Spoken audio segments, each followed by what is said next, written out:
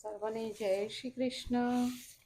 આપણે અગાઉ 96ના પાઠમાં શીખ્યા હતા કે પરમાત્મા નિજ લાભથી પરિપૂર્ણ છે, તેથી જીવ જે આપે છે તેને પરમાત્મા અનંત ગણું કરીને પાછું વાળે છે.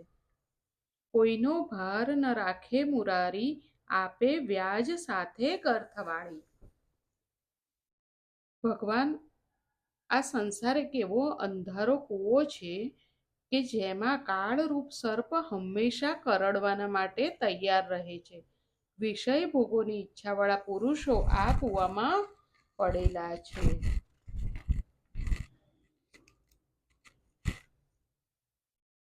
એટલે આપણે પ્રભુને શું કહેવાનું? હે નાથ, તમે આ મનને વશ કરવાની અમને શક્તિ આપો અને અમારું રક્ષણ કરો. મનોરંજન તો મન નિર્વિષય થાય ત્યારે, ઇન્દ્રિયો આત્મ સ્વરૂપમાં લીન થાય ત્યારે થાય છે, ત્યારે સાચો આનંદ મળે છે. ઇન્દ્રિયોના વેગને સહન કરશો તો સુખી થશો. ઇન્દ્રિયોને પુષ્ટિ મળે છે ભક્તિ રસથી. ભક્તિ રસથી વિષયોનું ચિંતન કરવાથી શક્તિનો ક્ષય થાય છે. વિષયોનું ચિંતન કરવાથી શક્તિનો ક્ષય થાય છે, પણ ભક્તિથી ઇન્દ્રિયોને પુષ્ટિ મળે છે. ઈશ્વરનું સ્મરણ કરવાથી શક્તિ મળે છે. વિવેકમાં રહી, મર્યાદામાં રહી મનુષ્ય અગર સુખ ભોગવે તો તે સુખી થાય, પણ સુખ ભોગવવામાં વિવેક રહેતો નથી એટલે મનુષ્ય દુઃખી થાય છે. હવે આગળ જોઈશું. સચ્ચિદાનંદ રૂપાય વિશ્વોત્પત્યાદિહેતવે તાપત્રય વિનાશાય શ્રી કૃષ્ણાય વયમ નુમઃ. જે જગતની ઉત્પત્તિ, સ્થિતિ અને વિનાશનો હેતુ છે તથા જે ત્રણેય પ્રકારના તાપોના નાશ કરવાવાળા છે, એવા સચ્ચિદાનંદ સ્વરૂપ ભગવાન શ્રી કૃષ્ણને અમે વંદન કરીએ છીએ. આપણે અગાઉ જોયું કે સંસાર સર્વને સુખી કરવા માટે બનાવ્યો છે, પરંતુ મનુષ્ય વિવેકપૂર્વક તેનો લાભ લેતો નથી એટલે દુઃખી થાય છે. એનું આપણે એક દ્રષ્ટાંત જોઈશું. એક ગામ હતું. ગામમાં પાણી માટે તકલીફ હતી. અન્નદાન કરતાં જળદાન શ્રેષ્ઠ છે. એક શેઠે લોકોના ભલા માટે 10-20 હજાર રૂપિયા ખર્ચ કરીને મોટો કૂવો બંધાવ્યો. લોકો જળપાન કરીને આશીર્વાદ આપે છે. હવે એક દિવસ એવું બન્યું કે રમતા રમતા કોઈનો છોકરો કૂવામાં પડી ગયો. છોકરો ડૂબીને મરી ગયો. અતિ દુઃખમાં વિવેક રહેતો નથી. છોકરાનો પિતા તે શેઠની પાસે ફરિયાદ કરવા આવ્યો. દુઃખમાં શેઠને ગાળો આપવા લાગ્યો. તમે કૂવો બંધાવ્યો તેથી જ મારો છોકરો મરણ પામ્યો. વિચારો, શું શેઠે આ છોકરો મરણ પામે એટલા માટે થોડો કૂવો બંધાવ્યો હતો? ના, કૂવો સર્વના લાભાર્થે બંધાવ્યો હતો. બીજા સર્વ આશીર્વાદ આપતા હતા કે શેઠે પરોપકારનું કામ કર્યું છે. છોકરો મરી ગયો એ ખોટું થયું, પણ એમાં શેઠનો શું વાંક? શેઠની ઈચ્છા ન હતી કે કોઈ દુઃખી થાય. તેવી રીતે સંસાર પણ એક કૂવો છે. તે ડૂબી મરવા માટે ભગવાને બનાવ્યો નથી. ખ્યાલ આવ્યો ને વૈષ્ણવો દ્રષ્ટાંત ઉપરથી કે સંસાર પણ એવી રીતે કૂવો જ છે. પ્રભુએ તો લોકોના સુખી કરવા માટે કૂવો બનાવ્યો છે, એમાં ડૂબી મરવા માટે નહીં.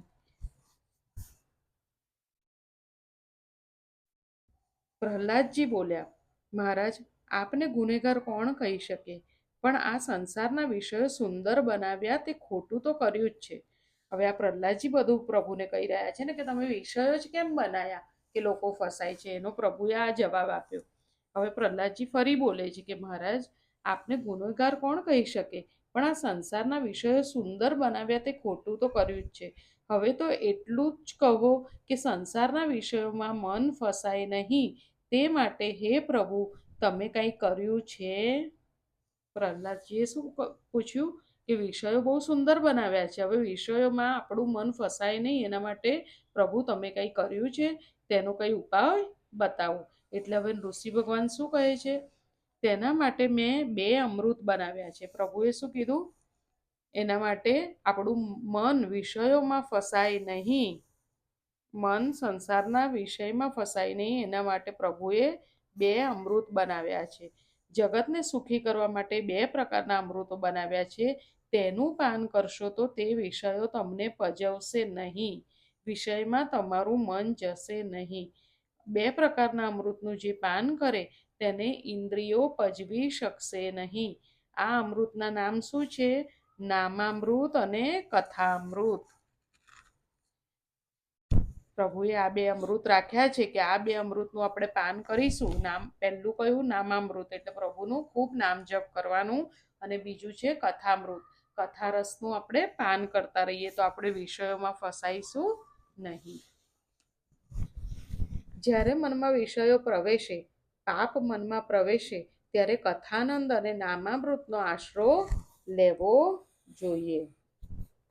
ઇન્દ્રિયો જીવને મનુષ્યને ત્રાસ ન આપે તેટલા માટે જ મેં આ બે અમૃત બનાવ્યા છે. તેનું નિત્ય સેવન કરો. સ્વર્ગમાં અમૃત છે, પણ સ્વર્ગનું અમૃત પીવાથી સુખ થાય છે.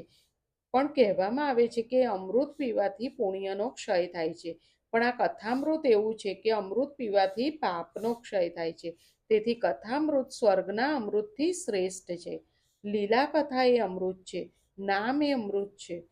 કથામૃત પાપને બાળે છે, જીવન સુધારે છે. સર્વનું ભક્ષણ કરનાર છે મૃત્યુ. તે મૃત્યુનું ભક્ષણ કરનારના કાળ રામચંદ્રજી છે. રામજીને રાવણને મારવા આટલી ખટપટ કરવાની શી જરૂર હતી? બોલો, રાવણને મારવા રામને લીલા કરવાની શી જરૂર હતી? રામ તો કાળના પણ કાળ છે. ઈશ્વર અનંત શક્તિશાળી છે. સંકલ્પ માત્રથી તેઓ રાવણને મારી શક્યા હોત. પરંતુ રામજીએ સર્વલીલા એટલા માટે કરી કે લોકો મારા રામાયણનો પાઠ કરે, સાંભળે, તેટલો વખત તે જગતને ભૂલી જશે. તેમણે રાવણને મારવા જન્મ લીધો નથી, પણ કળિયુગના લોકો આ લીલા સાંભળીને તેમાં તન્મય થાય તે આશાથી આ લીલા કરી છે. ભગવાનની લીલા કથા મોક્ષ અપાવનારી છે. એક એક ઇન્દ્રિયને પ્રેમથી પોતા તરફ ખેંચી લઈ ગોપીઓને પરમાનંદનું દાન કરવા શ્રી કૃષ્ણની આ લીલા છે. ગોપીઓ મારી લીલા સાંભળે, મારી લીલા જુએ અને જગતને ભૂલી જાય. ગોપીઓને મળતા પહેલા પરમાનંદનું દાન કર્યું છે. રાસલીલા એ કામ વિજય લીલા છે. રાસલીલા એ કામ વિજય લીલા છે. શ્રી કૃષ્ણ ભગવાનનો કામદેવ ઉપરનો વિજય છે. જગતના સર્વે વિષયોને મન ભૂલે એટલે મનનો નિરોધ થાય, મનનો ઈશ્વરમાં લય થાય. કૃષ્ણ લીલાનું પ્રયોજન છે કે મનુષ્ય કોઈ પણ રીતે જગતને ભૂલે અને કૃષ્ણ લીલામાં તન્મય થાય. કૃષ્ણ લીલાનું પ્રયોજન શું છે? આ કૃષ્ણ ભગવાને જન્મ લીધો અને આટલી લીલા કરી, તો એમનું પ્રયોજન શું હતું? કે કૃષ્ણ લીલાનું પ્રયોજન છે કે મનુષ્ય કોઈ પણ રીતે જગતને ભૂલે અને કૃષ્ણ લીલામાં તન્મય થાય. ગોપીઓ સર્વ લીલાઓનું શ્રવણ અને સ્મરણ કરતા તન્મય થયેલી તેવી રીતે. નામ બ્રહ્મ અને નાદ બ્રહ્મ એક થાય એટલે પરબ્રહ્મ પ્રગટ થાય. નામામૃતથી શું અશક્ય છે? નામામૃતથી શું મળતું નથી? શ્રી રામ રામ જપતા સહુ કષ્ટ જાય, શ્રી રામ રામ ભજતા શુભ સર્વ થાય. શ્રી રામ રામ રસના રટજો સદાય, શ્રી રામ રામમય વિશ્વ બધું જણાય. એટલે જ તો મીરાબાઈએ કહ્યું છે કે મેરો મન રામ હી રામ રટે રે, રામ નામ જપ લીજે પ્રાણી, કોટિક પાપ કટે રે. અને નામ જપ રામ ભજનમાં કોઈ સાધનની જરૂર પડતી નથી. મીરાબાઈએ એક બીજા ભજનમાં કહ્યું છે કે મારી પાસે કાંઈ સાધન નથી, હું તદ્દન નિસાધન છું, મારે તો તારું નામ જ છે.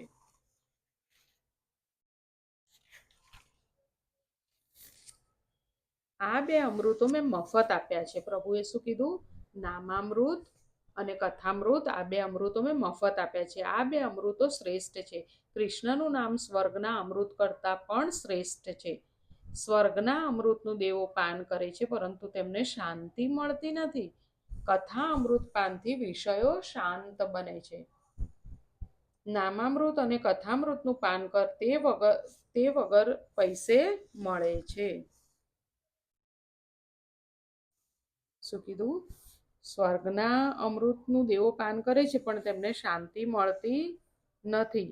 પણ કથા અમૃતથી, કથાના પાનથી વિષયો શાંત બને છે. નામામૃત અને કથામૃતનું પાન કર. જ્યારે જ્યારે મનમાં પાપ આવે, આંખમાં વિકાર આવે, ત્યારે ત્યારે આ બે અમૃતનું પાન કરો. આ બે પ્રકારના અમૃતનું, નામામૃતનું અને કથામૃતનું પાન કરો. વિષયો તમને પજવશે નહીં. ભોગી મનુષ્ય કોઈ પણ દિવસ યોગી થઈ શકે નહીં. શું કીધું? ભોગી મનુષ્ય કોઈ પણ દિવસ યોગી થઈ શકે નહીં. કળીકાળમાં મનુષ્ય ભોગી છે. તે યોગી થવા જશે તો તેને સફળતા જલ્દી મળતી નથી. તેથી તેઓને માટે નામામૃત અને કથામૃત એ જ સરળ ઉપાય છે. આ બે પ્રકારના અમૃતનું પાન કરવાથી સંસાર સુખરૂપ લાગે છે, સંસાર બ્રહ્મરૂપ ભાસે છે. આ બે અમૃતનું પાન કરીએ તો સંસાર બ્રહ્મરૂપ ભાસે છે. અજ્ઞાનીને સંસાર દુઃખરૂપ લાગે છે, કારણ તેની દ્રષ્ટિમાં વિકાર છે. જ્ઞાનીને સંસાર સુખરૂપ લાગે છે, કારણ તેની દ્રષ્ટિ બ્રહ્મમય થયેલી છે. પ્રહલાદ કહે છે, નાથ, તમે બે અમૃત બનાવ્યા છે તે સાચું, પણ મન તેનો લાભ ક્યાં છે તે હું જાણું છું કે ભગવાનનું નામ તેમજ કથા અમૃત છે, પણ મારું મન આ કથા કીર્તનમાં સ્થિર થતું નથી. હવે પ્રહલાદજી જે પ્રશ્ન પૂછે છે બધા આપણા પ્રશ્ન છે ને પ્રભુ આપણને જવાબ આપે છે. હવે પ્રહલાદજીએ શું પૂછ્યું કે હા, આપણને ખબર છે અમૃત છે, પણ મારું મન આમાં સ્થિર થતું નથી. કીર્તન વગર કથા પરિપૂર્ણ થતી નથી. કીર્તન વગર કથા અપૂર્ણ છે. અતિશય પાપી હોય તેને કૃષ્ણ કીર્તનમાં આનંદ આવતો નથી. પાપ અને અભિમાનને દૂર કરવા માટે કથામાં જવાનું છે. અભિમાન જેવો કોઈ દુશ્મન નથી. લગ્ન, મરણ, ભોજનમાં બદલી ચાલતી નથી. થાય કોઈનું લગ્ન હોય તારા બદલી હું કરી લઉં એમ થોડું થાય. લગ્ન છે, મરણ છે કે ભોજન છે, આપણે જમવા બેસીએ તો મારા બદલી તું જમી લે, ના ચાલે. લગ્ન, મરણ અને ભોજનમાં બદલી ચાલતી નથી. તેમાં બદલી નહીં ચાલે તો ભજનમાં પણ બદલી નહીં ચાલે. ભજન પણ જાતે જ કરવું જોઈએ. કેવળ જાણેલું કામ આવશે નહીં, જેટલું જીવનમાં ઉતારશો તેટલું કામ આવશે. ભાગવત માનવને મર્યા પછી મુક્તિ આપતું નથી, તે મરતા પહેલા માનવને મુક્તિ આપે છે. ઇન્દ્રિયોના સમુદાયને શુદ્ધ કરો. ગો એટલે ઇન્દ્રિયો, કુળ એટલે સમુદાય. ઇન્દ્રિયો શુદ્ધ થશે એટલે તમારું હૃદય ગોકુળ બનશે અને તેમાં પરમાત્મા બિરાજશે. નાથ, હું જાણું છું કે આ નામામૃત અને કથામૃતનું પાન કરે તેનું મન શુદ્ધ થાય છે, અને જેનું મન શુદ્ધ થાય તેને જગત બ્રહ્મરૂપ દેખાય છે. પણ મારું મન એવું છે કે જલ્દી નામામૃત અને કથામૃતનો આશ્રય લેતું નથી. વિચાર કરો, પ્રહલાદજીનું મન શું અશુદ્ધ હતું? ના, પ્રહલાદજીએ આપણા મનની કથા કરી છે. પ્રહલાદજીનું મન ખરાબ નથી, તે આપણા મનની વાત કરે છે. સંસારના વિષયોનું ચિંતન કરવાથી મન બગડ્યું છે, તેથી જગત બગડેલું દેખાય છે. સિદ્ધ જ્ઞાનીને સંસાર બ્રહ્મરૂપ ભાસે છે. તેને જગત બગડેલું દેખાતું નથી, કારણ કે તેઓ સતત પરમાત્માના દર્શન કરે છે. સાધકને પણ જગત દેખાતું નથી. સાધકને સાધનમાં એવી તન્મયતા થાય છે કે તેને જગત દેખાતું નથી. ઈશ્વરથી વિમુખ છે તેને માટે જગત બગડેલું છે. નામ અને નામનો આશ્રય કરે તો મન સુધરે છે. આપણા જેવા સાધારણ મનુષ્ય માટે બીજો માર્ગ દેખાતો નથી. મન બગડ્યું છે સંસારનું ચિંતન કરવાથી. તે મન શ્રી કૃષ્ણના સ્વરૂપનું ચિંતન કરે, તે મન કૃષ્ણના નામનું સ્મરણ કરે તો જ મન સુધરે છે. કથામાં ઘડિયાળ તરફ દ્રષ્ટિ જાય, 1:30 વાગ્યા સુધી ચલાવશે, ત્યારે ગપ્પા મારવામાં હાથ ઉપર કે ઘડિયાળ ઉપર નજર જતી નથી. સમયનો નાશ એ સર્વસ્વનો નાશ છે. સમયનો નાશ એ સર્વસ્વનો નાશ છે. એક લક્ષાધિપતિ શેઠ મરવા પડ્યા. તે ઠાકોરજીને કહે કે ભગવાન 2 લાખ રૂપિયા આપો, મારું આયુષ્ય 2 દિવસ માટે વધારી આપો, મારા ઘણા કામ બાકી છે. ભગવાન શું આયુષ્ય વધારી આપશે? ના, ભગવાન સમય આપવામાં ઉદાર નથી. આ મન દુષ્ટ છે, કામાતુર છે. મારું મન કામ સુખનું ચિંતન કરે છે. કામ સુખનું ચિંતન વિષયો ભોગવવા કરતાં પણ બુરું છે. મન એવું ખરાબ છે કે તમારી કથામાં સ્થિર થતું નથી. મારું મન હર્ષ, શોક અને ભયથી યુક્ત છે. થોડાક લાભ થાય તો મન હર્ષમાં ઘેલું બને છે, અને થોડું નુકસાન થાય તો તે દુઃખી થાય છે. કોઈ ઠેકાણે લખ્યું નથી કે ભગવાન કૃપા કરે તો પૈસો આપે છે. ભાગવતના 8મા સ્કંદમાં તો લખ્યું છે કે જેના ઉપર હું કૃપા કરું છું તેની સઘળી સંપત્તિનો હું નાશ કરું છું. ભગવત કૃપાનું ફળ પૈસો નથી. પૈસો તો શેનાથી મળે? પ્રારબ્ધથી મળે. ભગવાન કૃપા કરે તો મન શુદ્ધિ આપે છે. ભગવાન કૃપા કરે તો મન શુદ્ધિ આપે છે. ભગવાન કૃપા કરે તો ભગવાન તેને સંપત્તિ આપતા નથી, તેને દરિદ્રતા આપે છે. પ્રભુ કૃપા થાય તો સત્કર્મ કરવાની ઈચ્છા થાય છે. જીવ એવો દુષ્ટ છે કે સાધારણ આનંદમાં પાગલ બને છે. થોડું દુઃખ થાય તો રડવા બેસે છે. સંસારમાં પણ પાપ છે તેવી કલ્પના ન કરો. સંસારમાં પાપ હોય તો તેનો જવાબ તમારે આપવાનો નથી. જે પાપ તમારા મનમાં છે તેનો જવાબ તમારે આપવાનો છે. જગતનું પાપ તમે દૂર કરી શકવાના નથી. પ્રહલાદ કહે છે કે મારું મન અસાધુ છે. અપકારનો બદલો ઉપકારથી આપે તે સાધુ છે. મારું મન કામાતુર છે. તમારી કથામાં તમારા નામ સ્મરણમાં મન સ્થિર થતું નથી. હવે કૃપા કરીને હે નાથ મારું મન આપ સુધારજો. શું કહેવાનું આપણે? હે નાથ મારું મન આપ સુધારજો. જે ભગવત સેવાથી વિમુખ છે તેને જોવાથી મને દુઃખ થાય છે. સંસારમાં મોટે ભાગે બહુ પરિશ્રમ કરી લોકો દુઃખ ભોગવે છે. તેટલો પરિશ્રમ ભગવત સેવા કરવામાં કરે તો તે સુખી થાય. નાથ, આ સંસારનું સુખ કેવું છે? સંસારનું સુખ દરાજને ખંજવાળવા જેવું છે. મૈથુન સુખ વગેરે ઇન્દ્રિયોના સ્પર્શથી થતા સુખો ખુજલીને ખંજવાળવા જેવું છે. ખુજલીને ખંજવાળો એટલે તમને સુખ જેવું લાગે, પરંતુ નખના ઝેરથી દરાજ વધે છે અને ત્રાસ આપે છે. આ સુખો તુચ્છ છે, તુચ્છ અને દુઃખમય જ છે.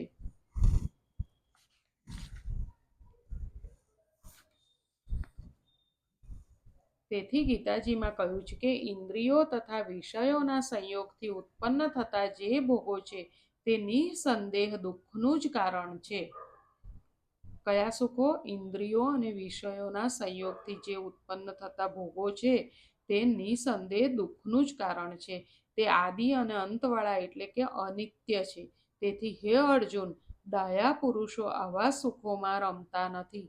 આવા સુખોને તેઓ ઈચ્છતા નથી. આજે અહીંયા સુધી રાખીએ.